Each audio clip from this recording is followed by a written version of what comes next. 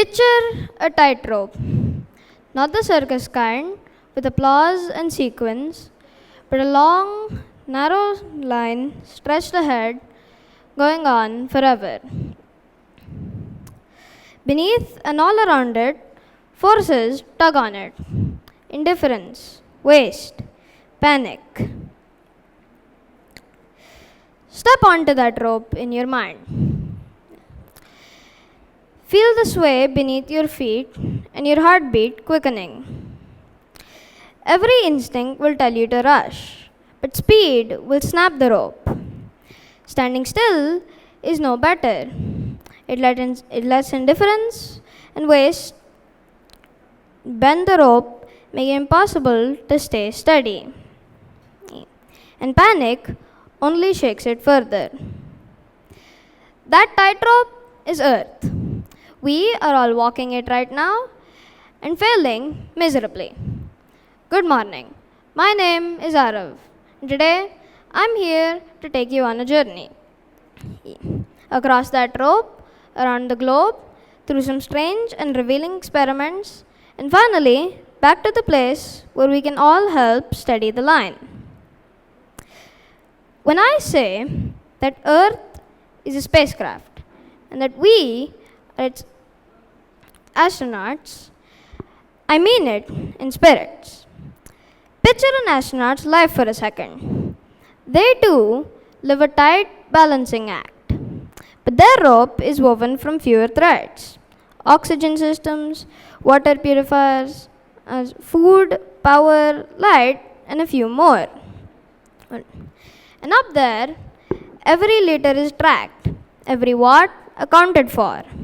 They build backups for their backups, and they rehearse repairs until fixing is reflex.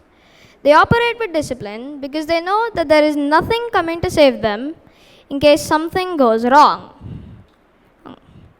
And our ropes are almost the same, just bigger and messier. But we act like there's a magical resupply ship that'll come and restock our shelves when things go wrong, or a buy a new planet button when this one collapses.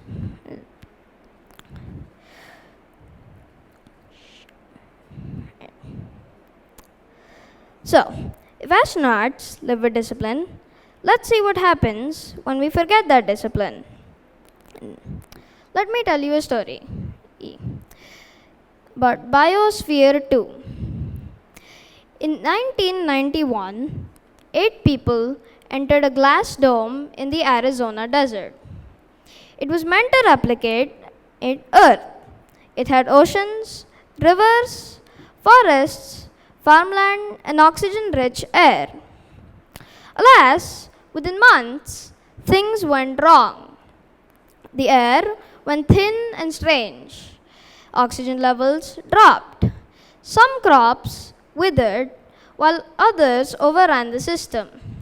Pests flourished, while pollinators did not. And the climate shifted in ways the designers hadn't expected. Why mention this? Because viewed another way, Biosphere 2 is a cautionary mirror. The experiment tried to do within a few acres what Earth does across billions.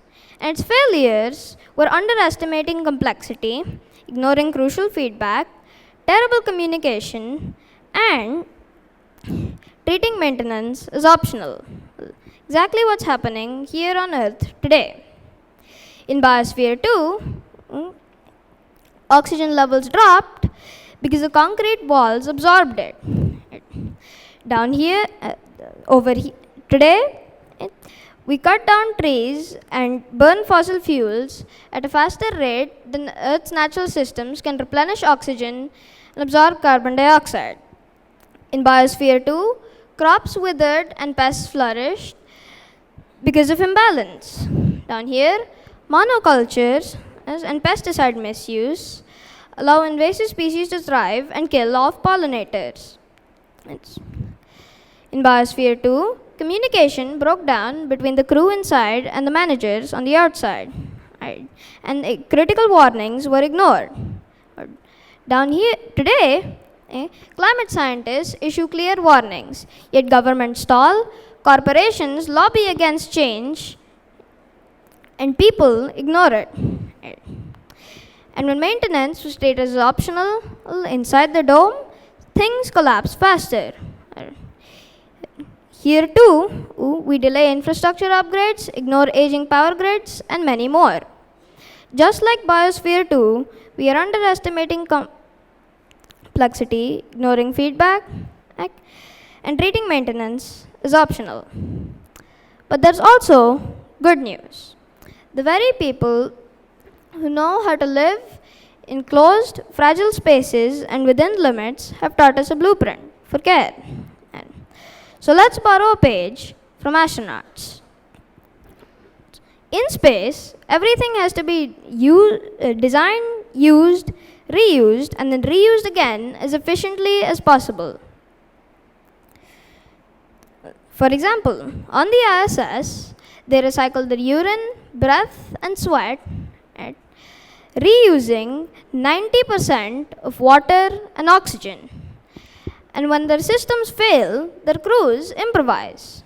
Apollo 13 engineers jerry-rigged a square carbon dioxide filter to fit inside a circular hole. And the ISS crew in 2020 detected an air leak using just tea bags. Now, the mission. Here are 3 simple, actionable things you can start today. I call it ARC. Audit, repair, connect. Audit. Start by counting. You can't protect what you don't count. Audit your home. How much electricity do you use? How much water? Where do your groceries come from? Start small. First, keep a week-long log of electricity and water usage. Circle the items on a grocery receipt that traveled the farthest or arrived over-packaged. So, when you go home today, maybe install a simple water meter on frequently used faucets. Plant an herb garden and stop using plastic packaging. Next, repair. Learn the art of fixing things. Replace throwaway with mend in your household or neighborhood. Patch your torn shirt. Sew on that button. Recharge that battery instead of replacing it. Repair is cheaper than replacement. It buys us time and saves money and resources. So, today, go home and set aside 1 hour, a month, or a week to fix something that broke down in your house. Learn a new skill like sewing on a button or fixing a leaky pipe and teach it to someone else who's willing to listen. That brings me to C, connect. Build redundancy the social way. Systems fail, but people can back each other up. Share tools, swap skills, build local seed libraries, or plant a neighborhood garden. So, today, go home and maybe invite a neighbor to learn composting with you, or join or start a community emergency response team. So, remember, audit what you use, repair what you can, and connect with others. Say it every morning and say it with me now. Audit, repair, and connect. So now, let's circle back. Remember the rope? The wind of time picks up, getting stronger with each second. Your palms are sweaty. You are in the middle, or at least you think so. You could freeze, you could run, or you could shift your weight, make small corrections, teach someone else to do the same, and keep walking. Thank you.